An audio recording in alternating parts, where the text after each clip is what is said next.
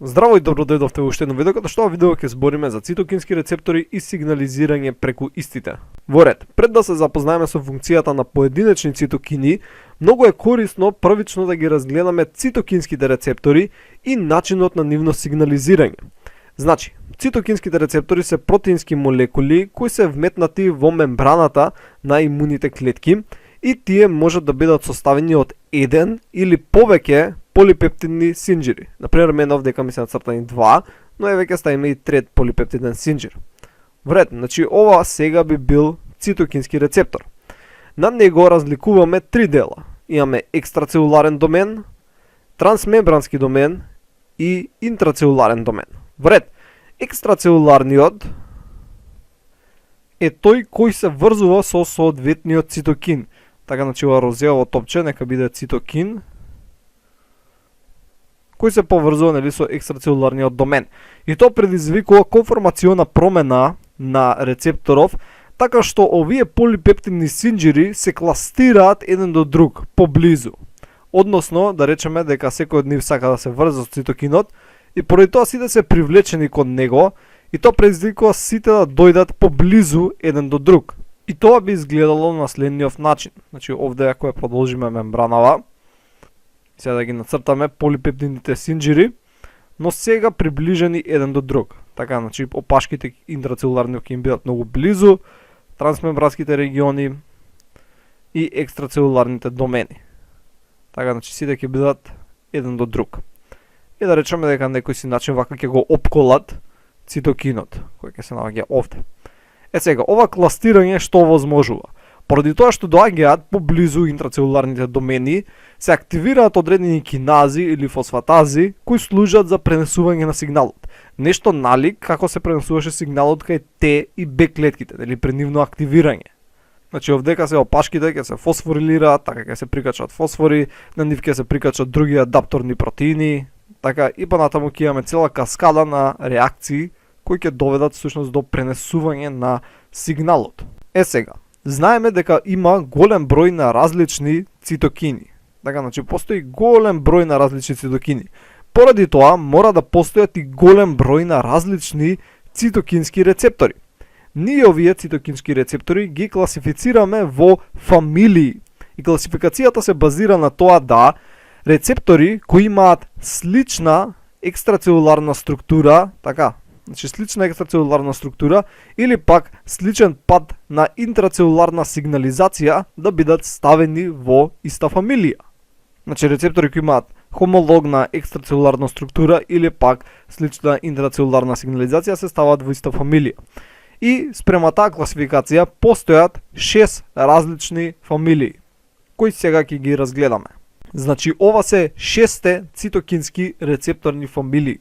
Првата фамилија се тип 1 цитокински или пак исто така наречени хемопоетински рецептори, втората фамилија се тип 2 цитокински рецептори, третата се ТНФ рецептори, четвртата се интерлеукин 1 рецептори, петата се интерлеукин 17 рецептори и шестата се хемокински рецептори или пак исто така наречени 7 трансмембрански Г-протеин спрегнати рецептори.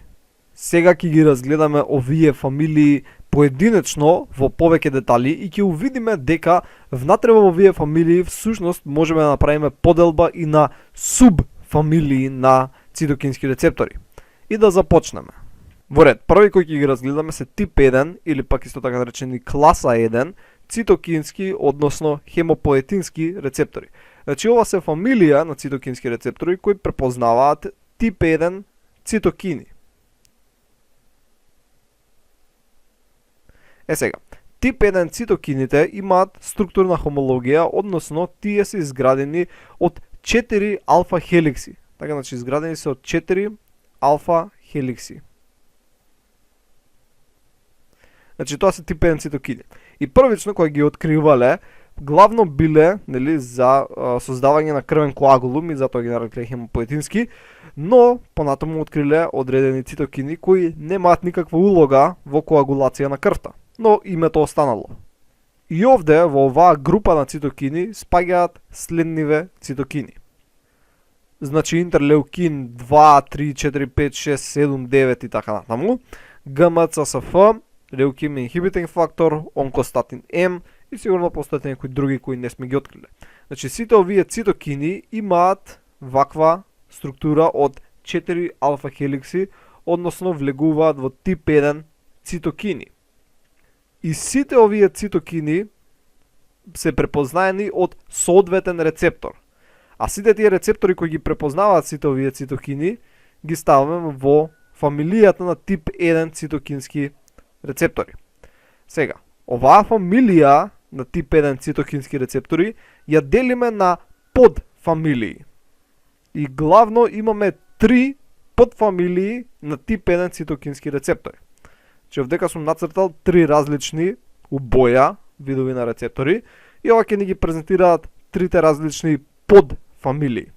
Сега, во која подфамилија ќе влегува во рецепторот се базира на тоа кој полипептиден ланец го пренесува сигналот.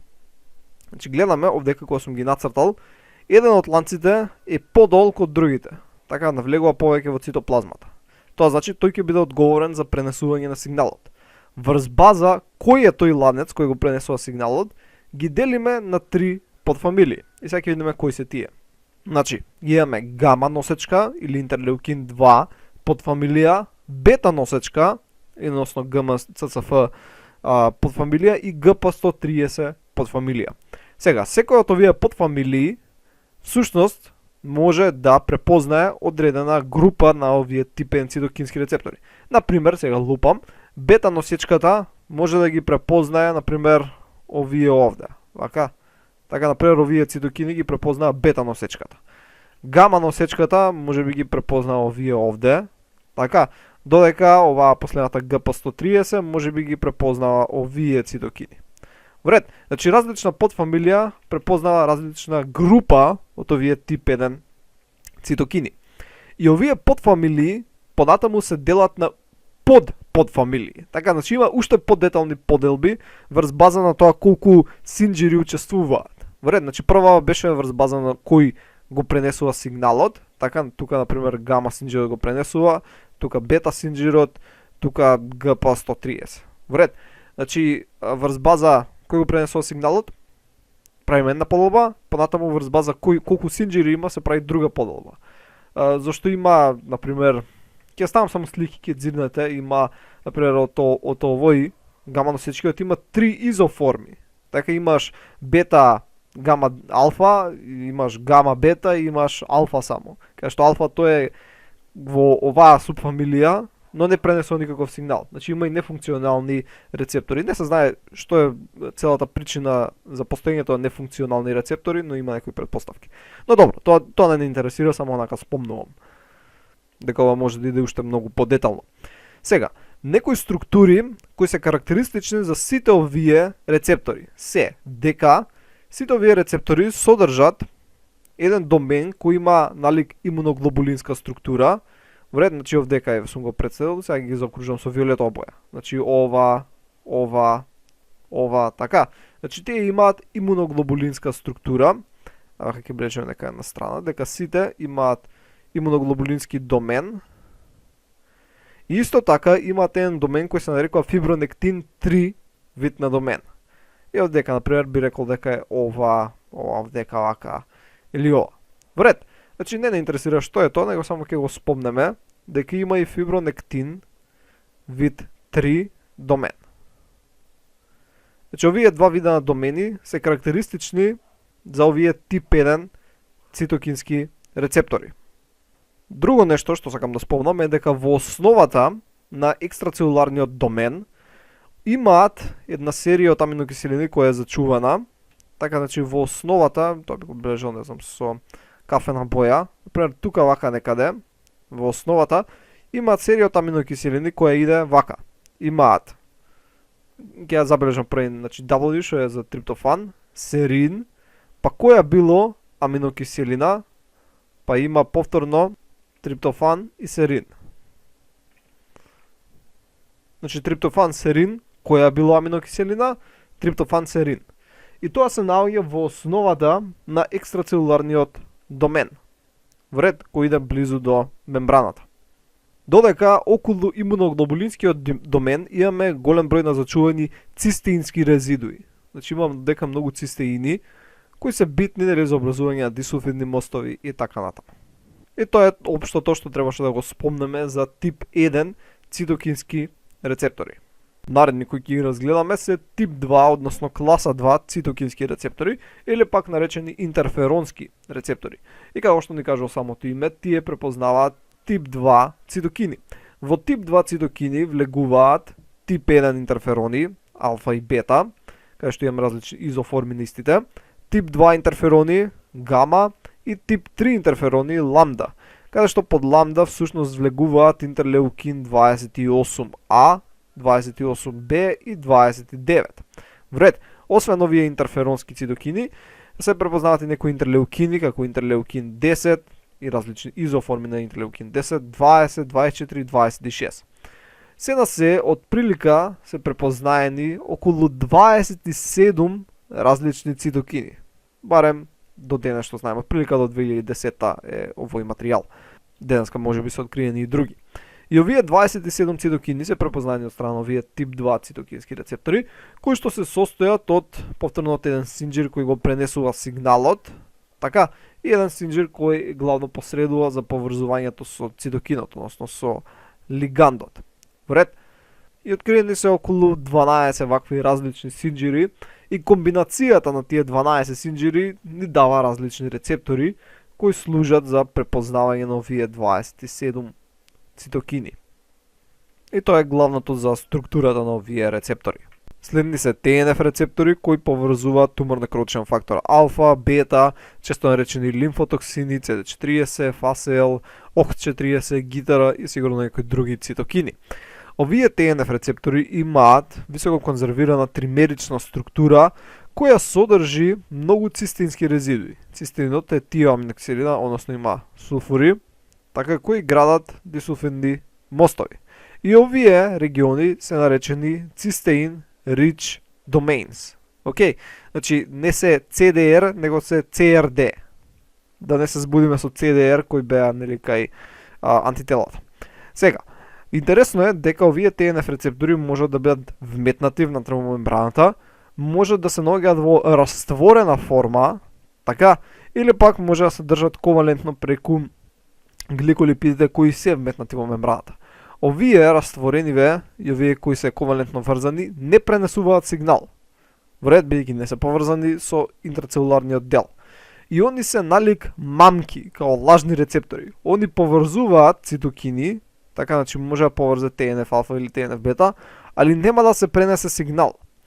И се смета дека овие воопшто постојат со цел да се регулира така активноста или пак да го акумулираат ТНФ во одредена локација, пример, или некои од другите цитокини.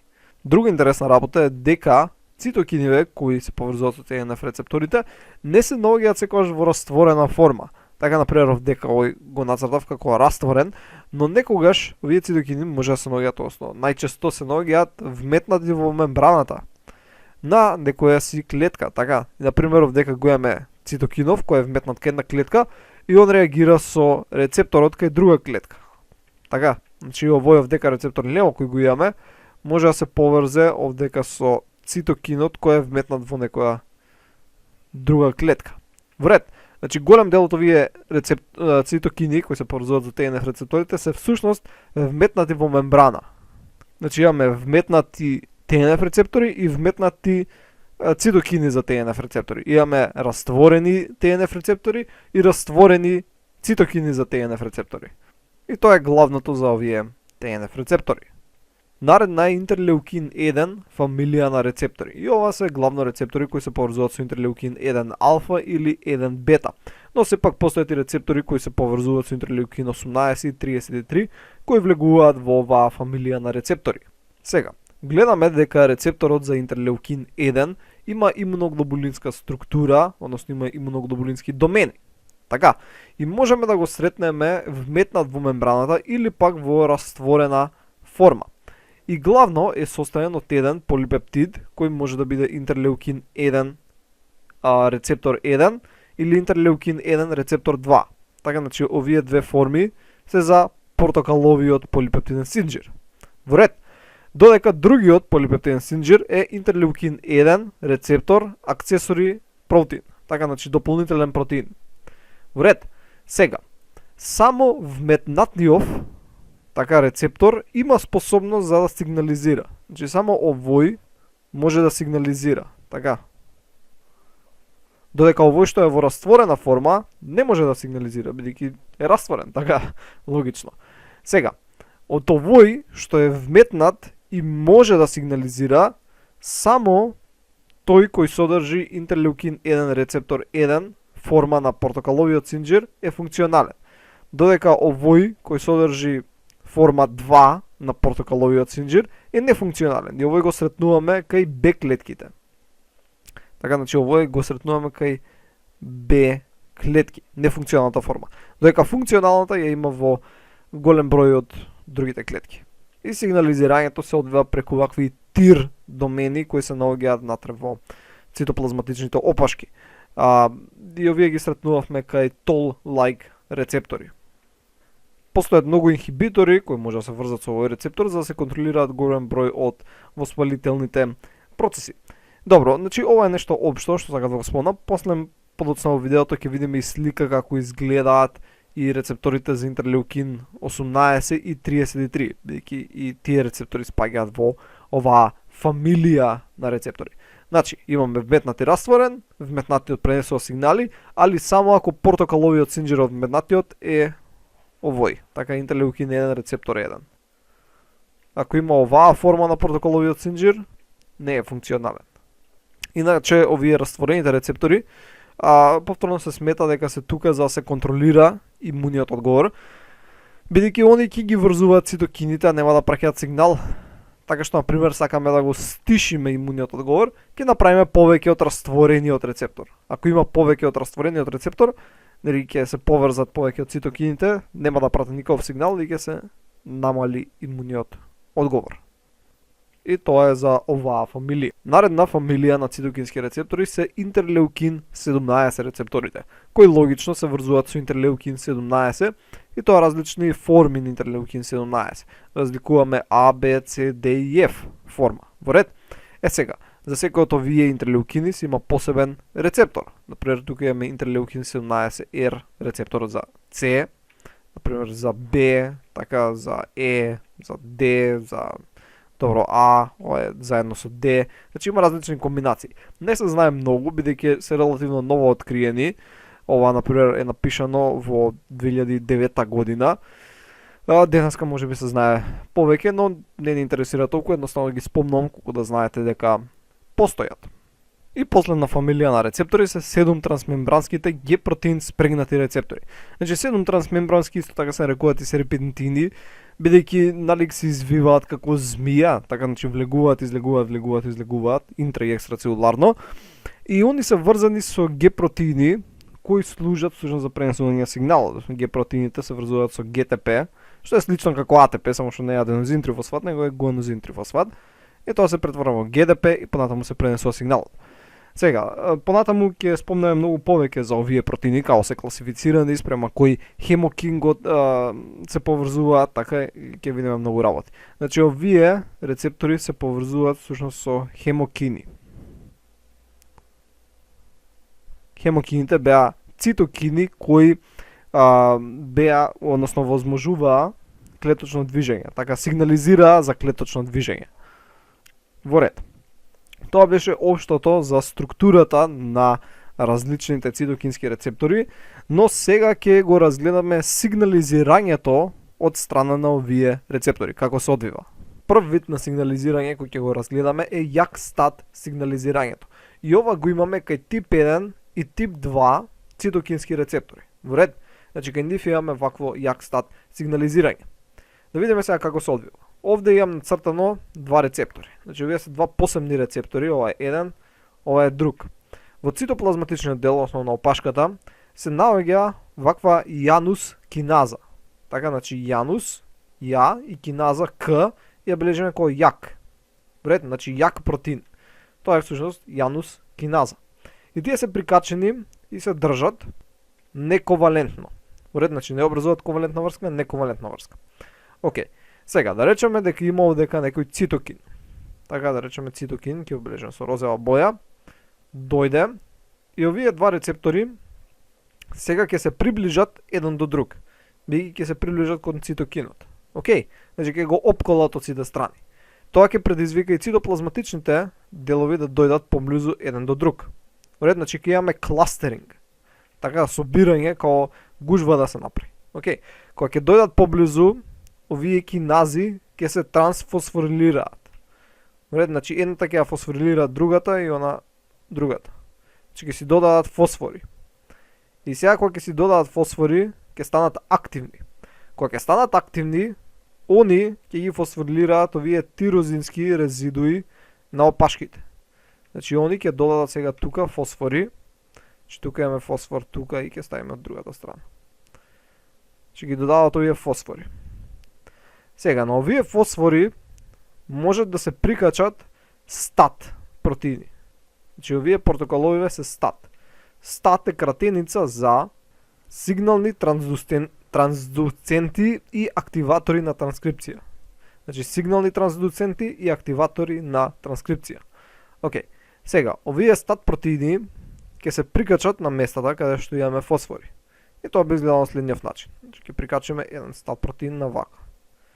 Океј. И тука ќе има некој друг прикачен. Вред. Сега, кога ќе бидат прикачени овие стат протеини, они ќе бидат фосфорилирани исто од овие јак протеини, односно од јанус киназите. Значи сега и на нив ќе им се додадат фосфори. Вред, значи сега и врз нив ќе се додадат фосфори, дополнителни, тоа ќе бележи на следниот начин. Сега, кога ќе се додадат на нив фосфори, на нив може да се прикаче друг стат протеин. И тоа што ќе се добие се всушност два стат протеини кои се прикачени еден на друг. Димер од стат протеини. И јас сега би го нацртал на следниот начин. Ќе го нацртам вака некако. Океј. Ај вака. Не ми се свига.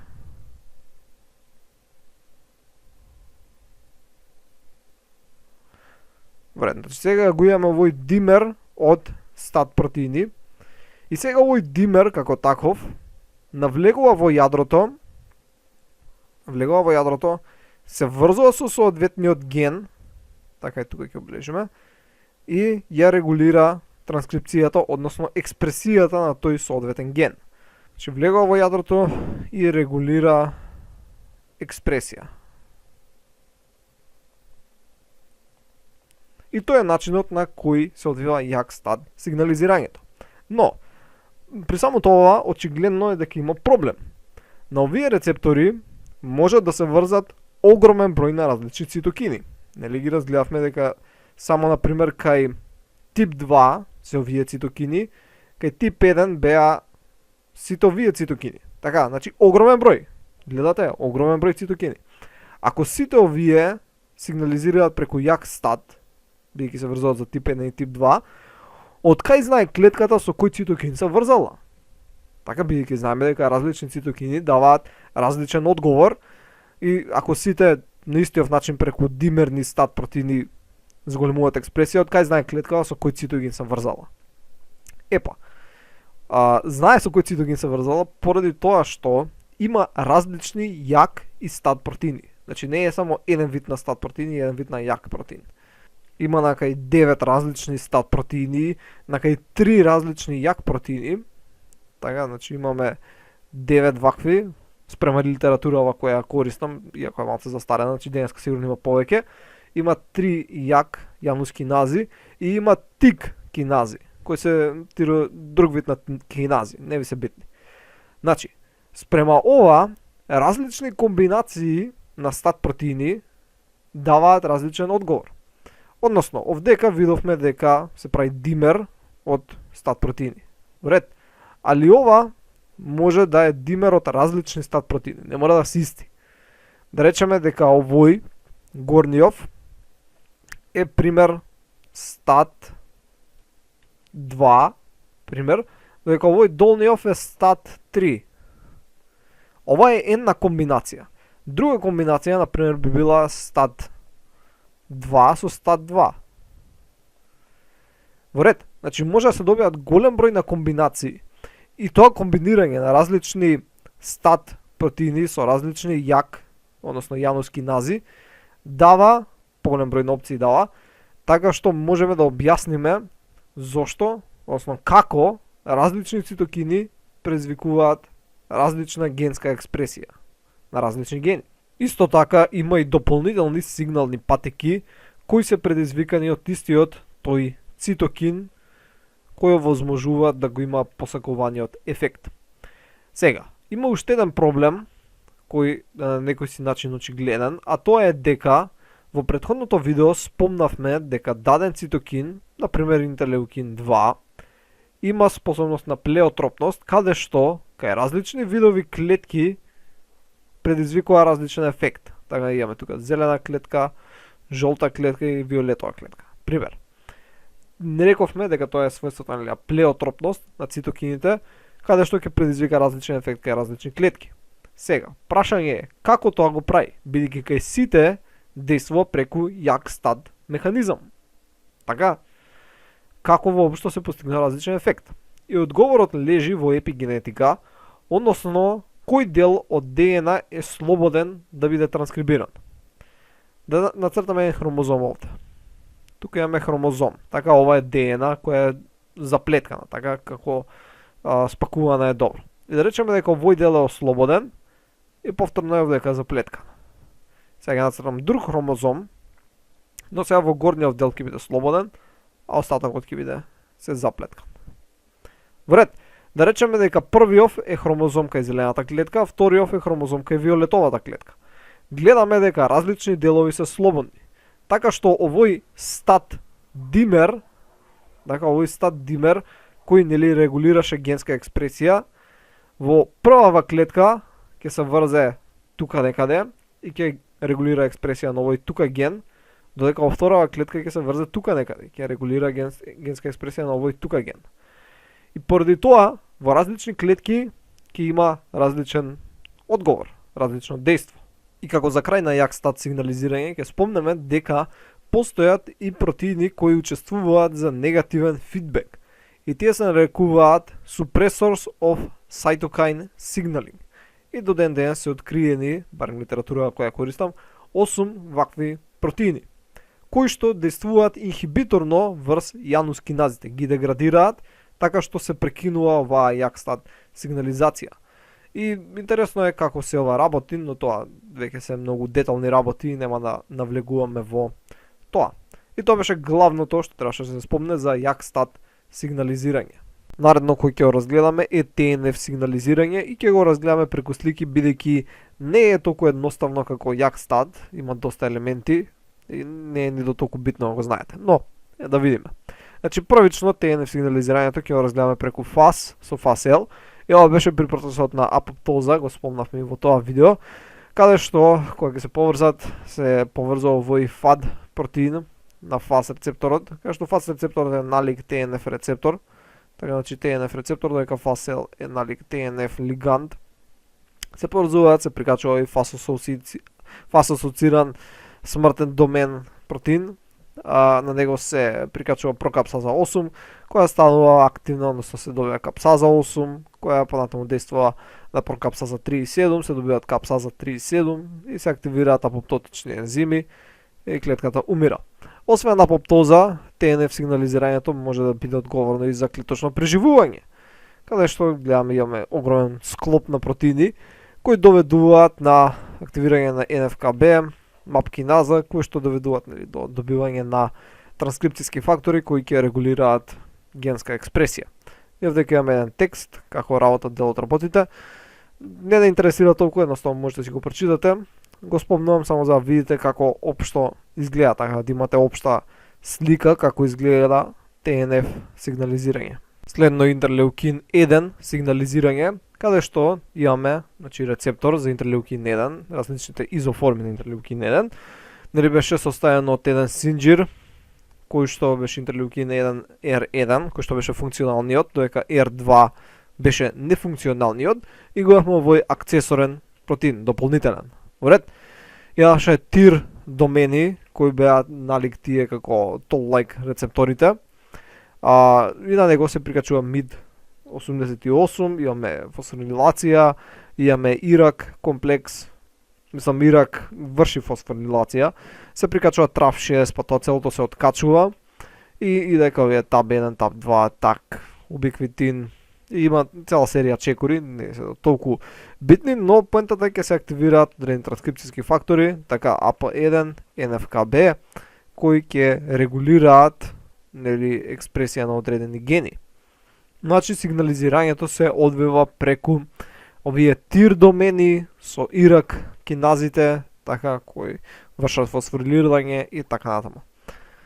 Овдека десно имам слика која представува како изгледа рецепторите од интерлеукин 1, фамилијата на цитокински рецептори. Гледавме рецептори за интерлеукин 1, 18 и 33, кои што гледаме дека се различно изградени. Ние во видеово го разгледавме овој.